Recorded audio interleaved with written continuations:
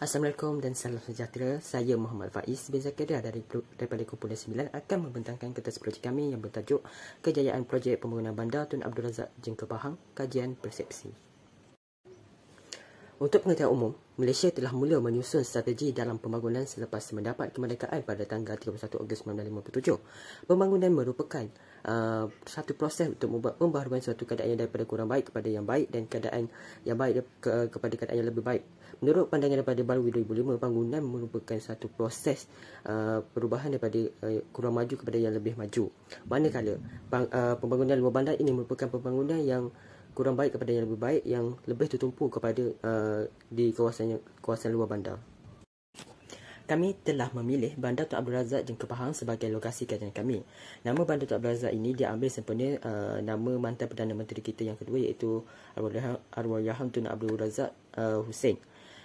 Dan diambil nama beliau kerana beliau banyak berjasa kepada masyarakat Felda dan juga pengasas kepada Felda. Bandar ini terletak 55 km daripada Bandar Maran dan 127 km daripada Bandar Kuantan. Bandar ini di bawah seliaan Majlis Daerah Maran. Terdapat dua objektif dalam kajian ini, iaitu yang pertama adalah untuk mengenal pasti faktor kejayaan projek Bandar Tun Abdul Razak Jengka Pahang, dan juga yang kedua adalah mengkaji impak sosial dan ekonomi terhadap penduduk di gurusan Felda wilayah Jengka atas pembangunan luar bandar di Bandar Tun Abdul Razak Jengka Pahang. Dalam kajian ini, kami hanya menggunakan pendekatan kuantitatif, iaitu Google Form ataupun borang soal selidik. Seramai 50 orang responden terlibat dalam kajian ini dan dipilih secara rawak dan merupakan penduduk sekitar Bandar Tun Abdul Razak Jengka. Borang soal selidik kami mempunyai 3 bahagian, iaitu A, B dan C. Bahagian A merupakan berkaitan demografi responden, bahagian B berkaitan faktor kejayaan projek pembangunan Bandar Tun Abdul Razak Jengka Pahang, dan bahagian C berkaitan impak sosial dan ekonomi terhadap penduduk di gurusan Felda Jengka Pahang atas pembangunan luar bandar di Bandar Tun Abdul Razak Jengka Pahang. Untuk dapatan kajian bahagian A berkaitan dengan demografi responden. Untuk kategori jantina, lelaki merekodkan 90 orang responden, wanita pula sebanyak 35 orang responden. Untuk kategori umur, paling sedikit 1 orang responden, iaitu melibatkan kategori 20 tahun ke bawah dan 51 tahun ke atas, dan kekerapan paling tinggi melibatkan 44 orang responden adalah di antara umur 21 tahun hingga 30 tahun.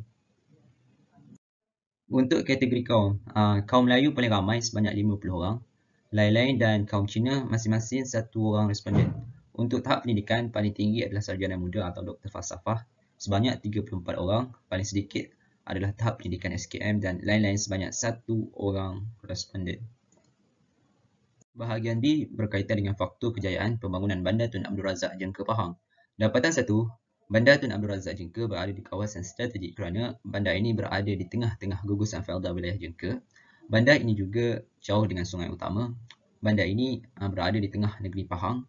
Dapatan 2, masyarakat di Bandar Tun Abdul Razak Jengka ini mempunyai gaya hidup yang moden kerana kewujudan pusat beli belah yang canggih, bangunan yang canggih. Dapatan 3, infrastruktur utama di Bandar Tun Abdul Razak Jengka ini lengkap kerana jaringan jalan raya yang lengkap, sistem telekomunikasi pada tahap yang baik, lot perniagaan yang semakin bertambah. Dapatan 4, sistem kemudahan awam, cekap dan efisien.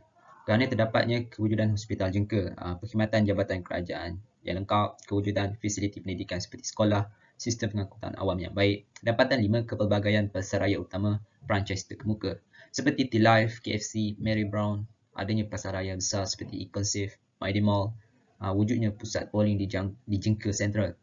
Untuk dapatan 6, lain-lain faktor kejayaan bandar ini, adanya stadium bertaraf antarabangsa, dan juga bandar ini terkenal sebagai bandar mesra warga emas dan OKU. Bahagian C, impak sosial dan ekonomi terhadap penduduk di gugusan Felda wilayah Jengka ke atas pembangunan luar bandar di Bandar Tun Abdul Razak Jengka. Dapatan 1, kos hidup. Kos hidup bersesuaian dengan semua lapisan peringkat. Dapatan 2, peluang pekerjaan. Pelbagai sektor peluang pekerjaan yang wujud. Penduduk tidak perlu ke bandar besar seperti Kuala Lumpur dan Johor untuk mencari pekerjaan. Dapatan 3, ketersampaian dalam pendidikan kerana wujud pelbagai sekolah, contohnya sekolah kebangsaan, sekolah agama, ada institusi pengajian tinggi awam. Dapatan 4, kehidupan masyarakat yang berdaya saing dari segi pendidikan dan ekonomi. Dapatan 5, pertambahan penduduk kerana kemudahan infrastruktur dan kemudahan asas yang menarik ramai orang berhijrah ke Bandar Tun Abdul Razak Jengka Pahang, dan migrasi dalaman terutamanya penghijrahan golongan muda mencari pekerjaan. Kesimpulannya, kejayaan projek pembangunan Bandar Tun Abdul Razak Jengka Pahang akan dapat meningkatkan taraf hidup penduduk di kawasan tersebut. Kemudahan sosial dan ekonomi yang semakin baik akan mengubah gaya hidup masyarakat yang lebih moden setanding dengan bandar yang maju. Akhir sekali, diharap terdapat lebih banyak kawasan luar bandar di dalam negara dapat dibangunkan supaya kehidupan rakyat menjadi lebih moden. Sekian daripada kumpulan kami. Terima kasih.